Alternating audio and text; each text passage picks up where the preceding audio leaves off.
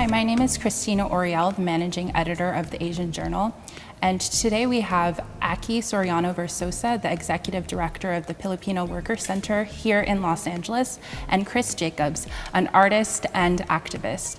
So we'll be talking about the Asian American voter trends, and especially as Filipino Americans, how we can mobilize our community leading up to November 3rd. Recently, APIA Vote released the 2020 Asian American Voter Survey, and they found that Asian Americans are highly motivated and enthusiastic heading into November, and Filipino Americans are the largest group with the most enthusiasm. So given these promising statistics, how can we tap into that momentum and tell our relatives and our community members to vote? I think it's really exciting, one, that we're getting some visibility and that there is some studies, because we are the fastest growing voting demographic also in the country. And so our votes really matter. And it's really good to see that there is enthusiasm. As a part of Filipino Worker Center and the Filipino Voter Empowerment Project, we know how important it is for us to be involved. Yeah, and the survey, despite the enthusiasm, there was still a lot of work that needs to be done, and especially when it comes to voter contact. Over half of Asian American groups, including the Filipino Americans, said that they haven't been contacted by other political party. Can you talk about why we're not getting that direct contact, and what benefit would it have for political parties and candidates to really speak to us and meet us where we are? Traditionally or historically, the API community hasn't been seen as an important community to reach out to by the parties. And that's because of the demographics, because it's smaller numbers and we're spread out in different ways. But they haven't kept an eye on our community in terms of, in our communities, in terms of how we've been growing and how we actually make up a really critical voice in a lot of different elections. We are an important community and we deserve to be actually activated and engaged. And that's partly what the Filipino Voter Empowerment Project is about. It's like bringing visibility and saying that we're claiming it ourselves and we're bringing visibility ourselves. I think one of the hardest things, especially as a Filipino American, is that it's hard to capture us within the voter data. Because of Spanish colonization, our last names are sometimes confused and we're tagged in the Hispanic category and everything like that. And so, like you said, those numbers are affected, and to your point, I really think that political leadership, Asian Americans, Filipino Americans must assume those positions. We must be represented at a seat at the table.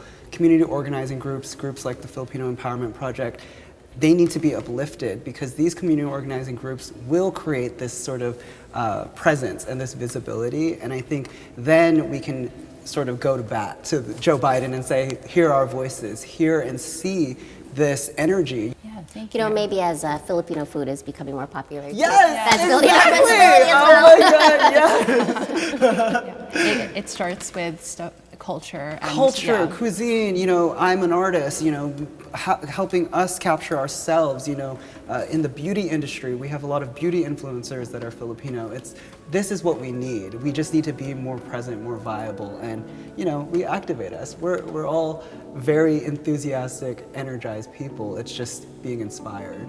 We need to make sure that we're telling our own stories too, yes. That other people aren't telling our stories for us. One thing that I've personally experienced within the queer community is that it's fragmented from within. And the same argument can be placed for the Black community, the API community, and so absolutely, when we sort of connect to the commonalities, what are the issues that we all share? We all want fair and equitable economic opportunities. We all want a safe community. We all want, our culture to be uplifted and heard and seen by our representatives. And so I think when it comes down to that, there are so much that joins us together versus divides us. Going into actually voting this November, we have some deadlines coming up, including getting registered to vote by October 19th. How are you using your platforms and your community work to get people mobilized and let them know about the different options this year? Mm-hmm. Well, we're definitely trying to do a lot of education because things are so different than the last presidential elections. So we actually have launched a big field program where we are phone banking and text banking because, as you said, half of our community is not being reached by other avenues or other political parties. So we need to actually reach out to our own community and letting them know about the registration deadline of October 19th and also about all the different ways that they can vote. And one, we want to urge people to use the vote by mail, that everyone's going to get a vote by mail ballot and that they can submit it early. They don't have to wait till November.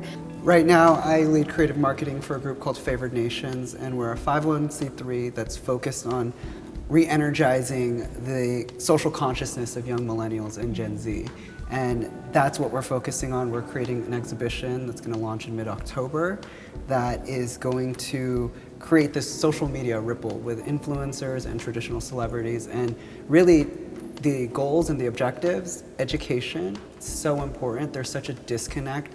When you look at the numbers, 70 million young people are going to be eligible to vote in this election.